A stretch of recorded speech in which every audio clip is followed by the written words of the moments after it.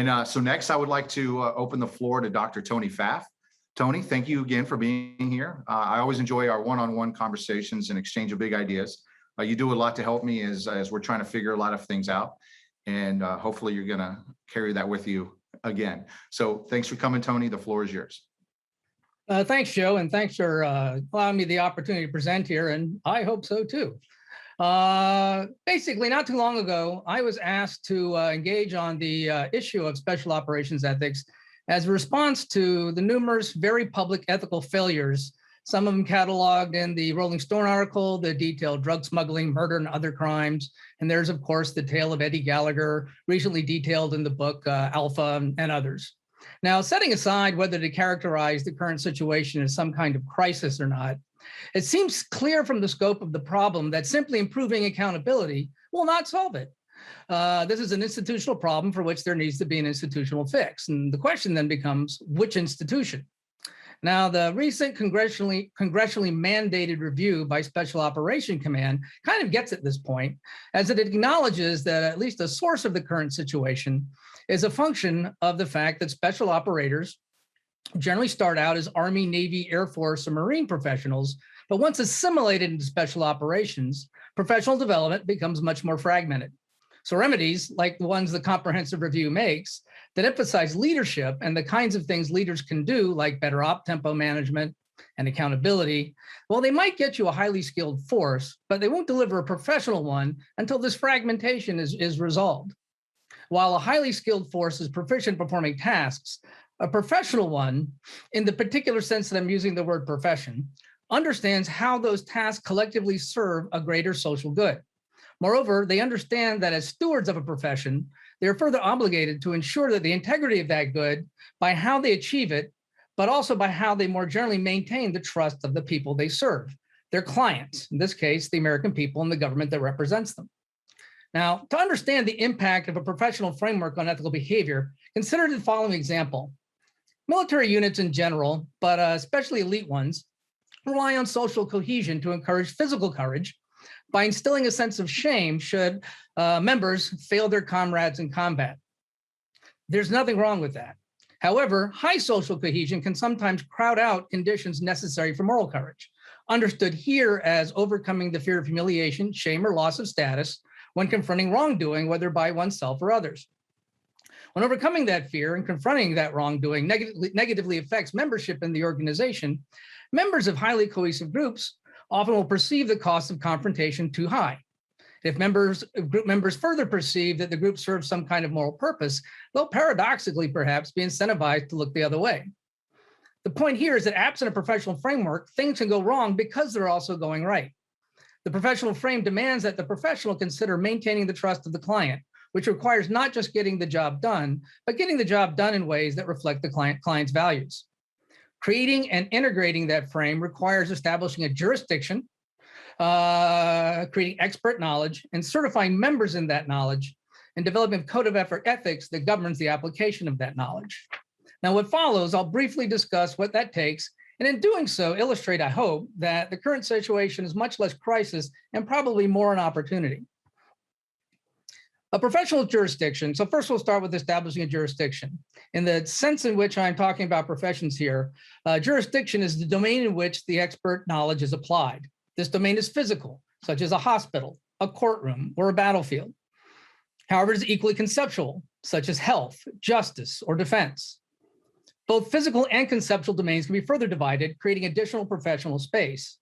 Given that the 4 physical domains of warfighting have been claimed basically by the other services, special operations will have to likely look elsewhere to find its place. And this is where the opportunity lies.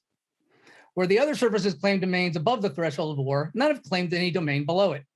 Competition below the threshold of war is a natural fit for special operation.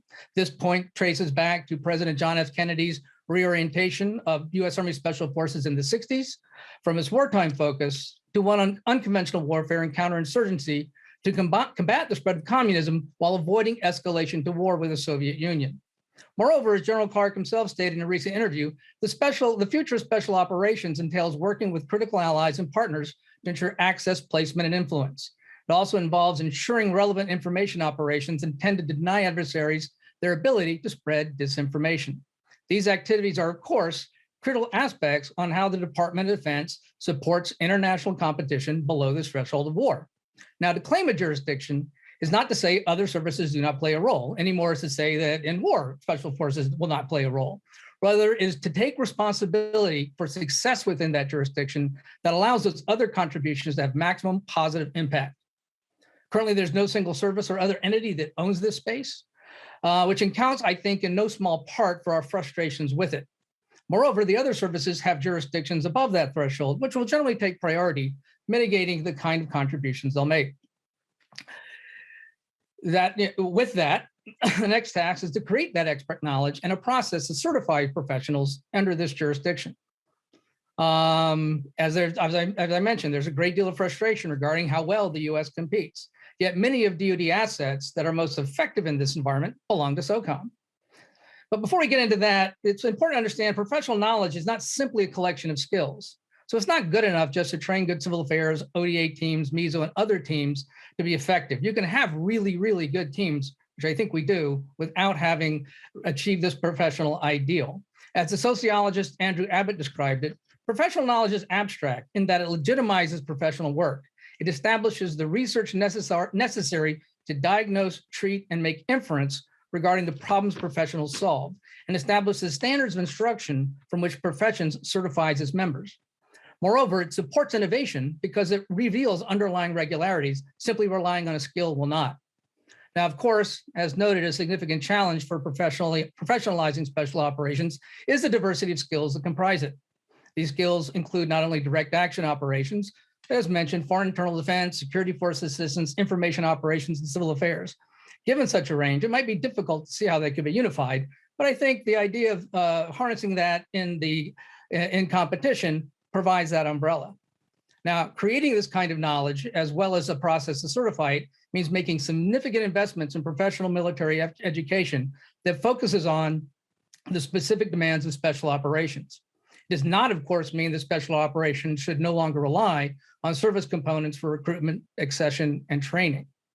It does mean that, as the comprehensive review recommends, it needs to have greater involvement, if not oversight, of the services programs and do more than just standardize that acquisition of skills, but establish a career-long standard of education that certifies professionals all along their development, capable of stewarding the profession at the tactical, operation, and strategic levels. With that in place, a profession needs a code of ethics. And with these conditions in place, special operations will be in a position to establish it. An ethic that accounts for what the special operator as a highly skilled individual does, who the special operator as a moral agent is, and what special operations as an institution should achieve. Properly constructed, a robust professional ethic describes the duties, outcomes, and character traits associated with good special operators. Moreover, a professional ethic is not passive. It is not good enough to avoid wrong. A professional must proactively seek to do good. Now, developing such an ethic will be complex given the relative paucity of norms below the threshold of war. Further complicating matters is the fact that no truly professional ethic is simply about effective provision of a service. Society gives professionals the authority to engage in activities is not grant non-professionals. Because these activities come with them the possibility of harm, especially in the military context, professionals must further gain and sustain moral authority as well. Doing so means that in addition to the functional imperative of the profession, professionals must also integrate into their ethic social norms and relevant legislation, including international law and treaties to which the United States is a part.